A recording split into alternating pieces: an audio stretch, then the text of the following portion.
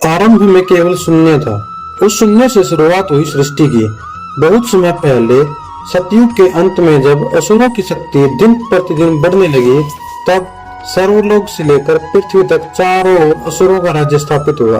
भगत प्रहलाद के पोते राजा बलि असुरों में बहुत शक्तिशाली राजा हुए। दैत्यराज बलि युद्ध कला में अद्वितीय सिद्ध हुए। शास्त्र उनके अधीन थे, पर भक्ति और दानशीलता उनकी पहचान बनी। राजा बलि महान तपस्वी, पराक्रमी और दानवीर थे। राजा बलि ने अपने राज्य में धर्म और न्याय की स्थापना की। उनके द्वार से कोई भी खाली हाथ नहीं लौटता था। राजा बलि ने अपनी भक्ति और पराक्रम से तीनों लोगों पर अधिकार प्राप्त कर लिया था। उनका राज्य धर्म, न्याय और समर्पण का प्रतीक बन गया। राजा बलि के शासन में कोई भी भूखा नहीं रहता था। राजा बलि को किसानों का राजा कहा जाने लगा। देवता हार चुके थे, इंद्रलोक खाली था और सब देवगण भगवान विष्णु की शरण में पहुंचे।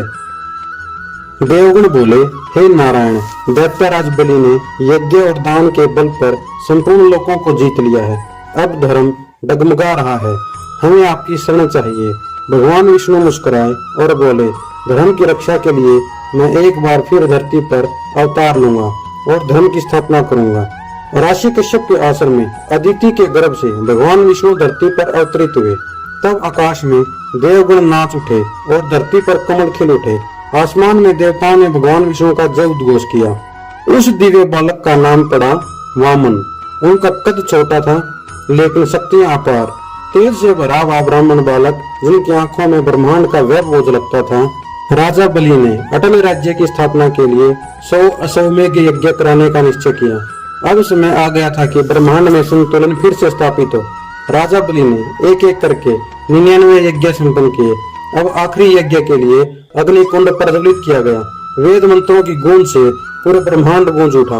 यज्ञ में घोषणा हुई, जो भी कोई मांगेगा बलि उसे अवश्य देगा। वामन देव हाथ में कमंडल और एक छतरी लिए यज्ञ स्थल पर पहुंचे। उनका चेहरा इतना शांत था कि सब रुक गए। राजा बलि उठकर बोले, आओ ब्राह्मण देव, बताइए क्या चाहते हैं। मांगो, जो तुम्हारा मन करे वह वस्तु मांगो। मेरे यज्ञ से कोई भी खाली हाथ नहीं जाता है। वामन देव बोले, हे राजा बलि, जो भी मैं मांगूंगा क्या तुम दोगे? इसी बीच गुरु शंकराचार्य ने चेताया, हे राजन, ये कोई साधारण बालक नहीं, ये शिवम भगवान विष्णु हैं, जो तुम्हारी परीक्षा लेने आए हैं। बलि मुस्कुराया, गुरुदेव, ये जो भी हैं मैं दान करूंगा, मैं वचन नहीं तोड़ूंगा। यदि ये शिवम भगवान विष्णु भी हैं, तो मेरा इससे बड़ा सौभाग्य और क्या होगा। संपूर्ण ब्रह्मांड के पालनहार मेरे द्वार पर याचक बनकर आए हैं। राजा बलि ने वचन दे दिया। राजा बलि बोले, मैं संकल्प लेता हूँ, जो भी तुम दान में मांगोगे मैं वो तुम्हें दे दूंगा। वामन मुस्कुराए और बोले, हे महादानी बलि, मुझे आपसे केवल 3 पग भूमि चाहिए, जहाँ मैं अपने पैर रख सकूं। सभा में सब हंस पड़े। इतना छोटा सा बालक और बस 3 पग जमीन। बलि बोला, 3 पग भूमि से क्या होगा, तुम कुछ और मांग लो। हीरे, मोती, रतन, स्वर्ण, गोधन, ग्राम, नगर, कुछ भी मांग लो। लेकिन ब्राह्मण बोला, मुझे इनमें से कुछ नहीं चाहिए, मुझे तो केवल 3 पग भूमि ही चाहिए। बलि बोला, हे ब्राह्मण देव, मैं तुम्हें 3 पग भूमि दान करता हूँ। ये लो तुम्हारी 3 पग जमीन। जैसे ही वामन ने 3 पग भूमि स्वीकार की, उसका शरीर बढ़ने लगा। अक्षण भर में वह आकाश को छू गया। उसके पैर धरती को पार कर ब्रह्मांड तक पहुंच गए। अगले पग में उसने पूरी पृथ्वी नाप ली। दूसरे पग में स्वर्गलोक सहित समस्त आकाश उनके अधीन हो गए।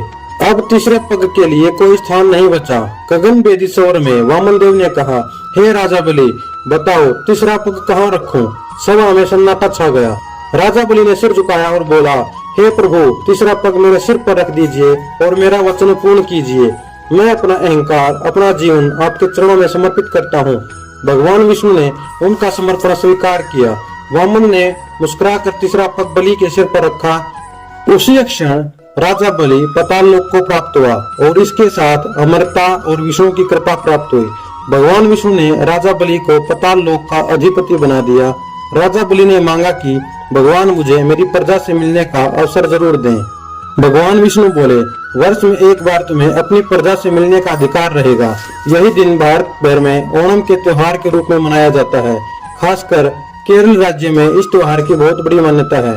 लोग मानते हैं कि इस दिन राजा बलि अपनी प्रजा से मिलने आते हैं और देखते हैं कि उनकी प्रजा कितनी समृद्ध और सुखी है। इस प्रकार भगवान विष्णु ने वामन अवतार लेकर अधर्म का अंत किया और सृष्टि में संतुलन स्थापित किया और संसार को सिखाया असली दान वही है जो बिना स्वार्थ के दिया जाए। आपको हमारी वीडियो कैसी लगी कमेंट करके जरूर बताएं। अगर वीडियो आपको पसंद आई है तो लाइक, सब्सक्राइब एंड शेयर जरूर करें। राधे राधे।